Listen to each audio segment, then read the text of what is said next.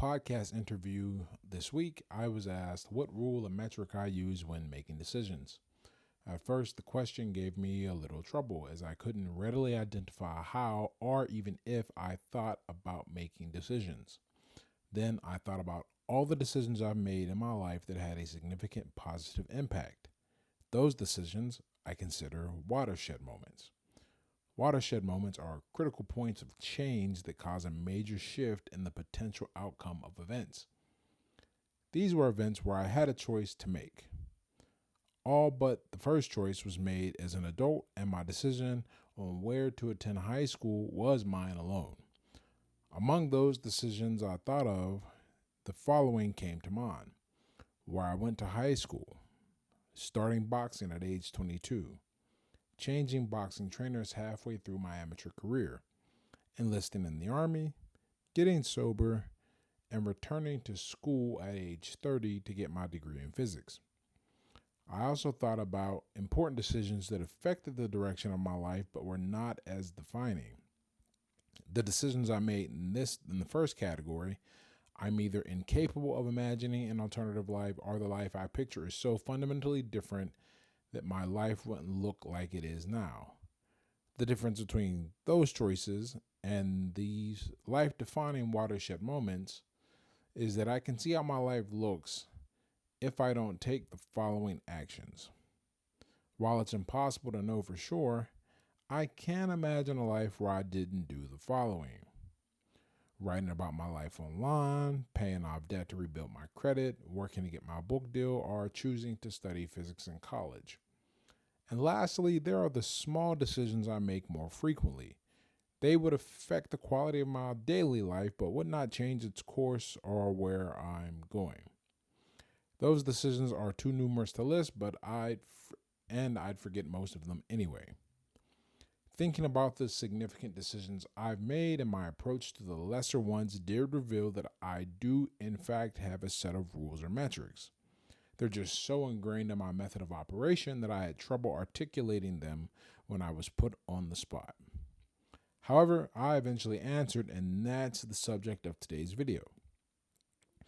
Here are my 3 frameworks for making good decisions, along with a bonus 4th framework just to put something on top of the cake. These metrics are responsible for everything positive in my life, regardless of the domain. Furthermore, whenever I found myself in an adverse or precarious situation, the reason is because I was not following those metrics. So let's get into it. Decision framework number 1, calculating the cost of an action. All of the major decisions from the first category were made by asking myself, what is the cost of not doing this? In the year 2013, I made a cluster of decisions that completely changed the course of my life.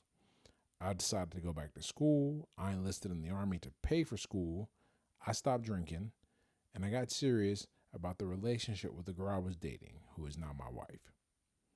A simple question drove all of these decisions I asked myself on one typical night of getting drunk after I got off from the job I hated, but I needed to pay the rent. That question was this: if I keep this up, keep living this way, will I have more or less options in the next 5 years? I also thought about a line from the T.I. song, You Ain't Missing Nothing. T.I. says to his homie in jail, learn and visualize what you're trying to do and do the time, homeboy. Don't let the time do you.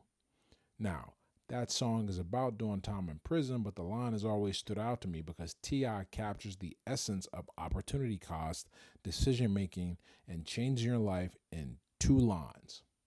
The time is going to pass no matter what you do. So you may as well do something, and that something should be constructive. Few people ever make decisions. Instead, they take what's offered, believing they're selecting from options. However, the truth is that they have resigned themselves to the path that causes them the least pain while delivering the greatest reward possible. The previous statement is not just my subjective opinion. Consider a few statistics. Not only has the number of close friends decreased, but the average person hasn't made a new friend in over 5 years, with many saying their friendships peaked at age 23. 41.9% of Americans are obese. You're considered obese when you have a body mass index greater than 30. Yes, I know there are a bunch of people who say BMI can misinterpret the extremes or misinterpret at the extremes. For example, if you're taller than 2 standard deviations above the mean, so that will put you roughly at 6'2", or you have a bunch of muscle from competing in sports, but be real, that's not most people. In fact, to put a 30 BMI in perspective, I'm 6'1", 220 pounds this morning. And I'm a former pro athlete with lots of muscle and a relatively low body fat. And I still don't break 30 on the BMI. I chose those two measurements to point out that many people let entropy go unchecked in their lives.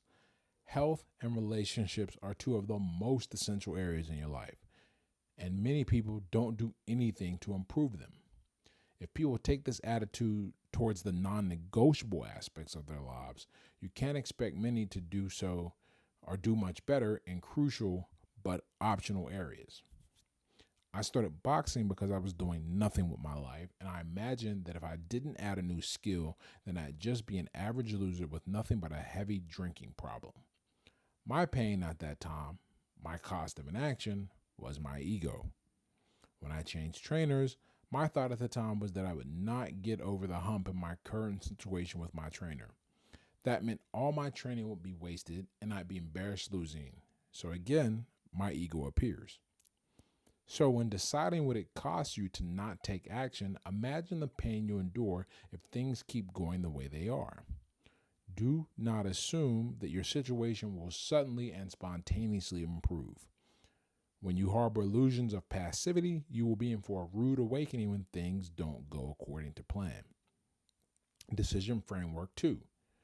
The worst case scenario I can live with.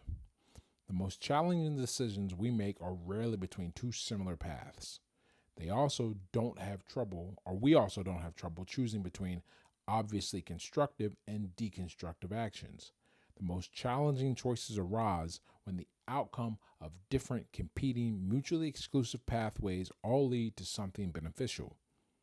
In these instances, I imagine the worst case scenario of each instance, independent of the odds of that scenario occurring. There are no guarantees, so it's important to consider what happens if things don't work out or if things don't go as planned, what continuing down this path will feel like if you lose motivation or enjoyment of the work required. I once heard this referred to as choosing your shit sandwich. Focusing only on the positives of a decision is how you get blindsided when things become difficult or go wrong. No one gives up because everything is moving smoothly without incident. This thinking is a natural extension of the opportunity cost perspective of events. When you commit to a path of action, you eliminate the possibility of doing something else. It's important to remember that although most decisions allow you to switch paths if you are unsatisfied, switching costs you time and energy on two fronts.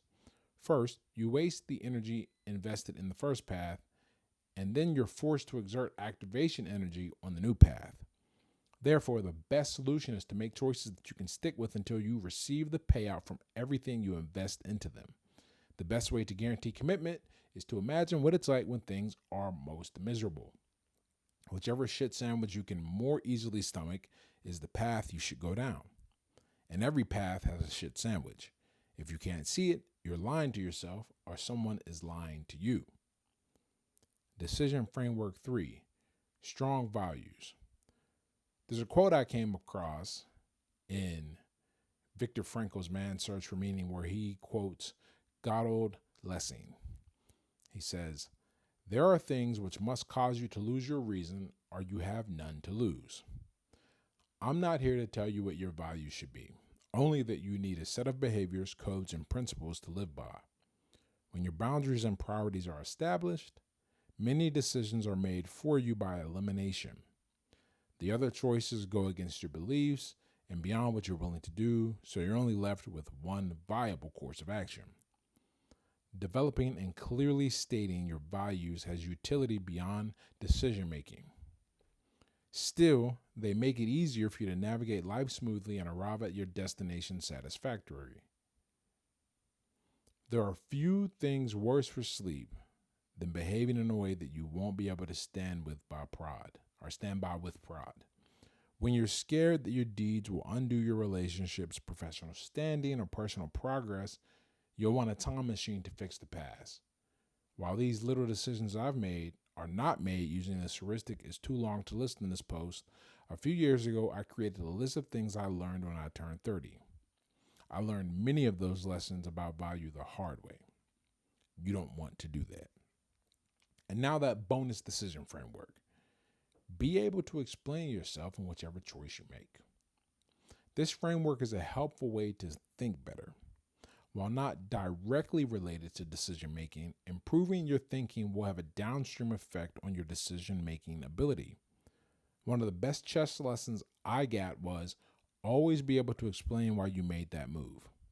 This approach ensures that even when you make the wrong move, you can analyze your thinking to find errors in your thought process. This approach also guarantees that you slow down and make deliberate decisions rather than be ruled by emotional impulses. The idea here is not that you have to explain your actions to anyone. Sure, your particular workplace or relationship decisions will require an explanation, but the real benefit is that it forces you to know why you're taking an action. This awareness is often more than enough to improve your decision-making ability. When I tutored physics and math, I had my students talk through their problem-solving process. It was useless for me to just correct their answers without knowing how they arrived at them. When they talked through their thinking process, they often recognized their mistake while in the middle of solving. Closing framework thoughts. Numerous frameworks, metrics, and rules are out there to help you make better decisions. I'm sure that even the list of frameworks I use when making decisions is incomplete. I'm positive it is. With that said, following these frameworks, or any framework in particular, will help you make better decisions in most situations. And the rest is up to you.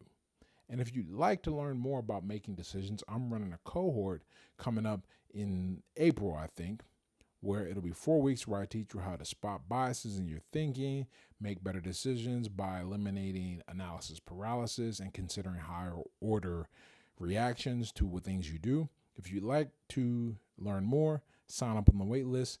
The link is in the description.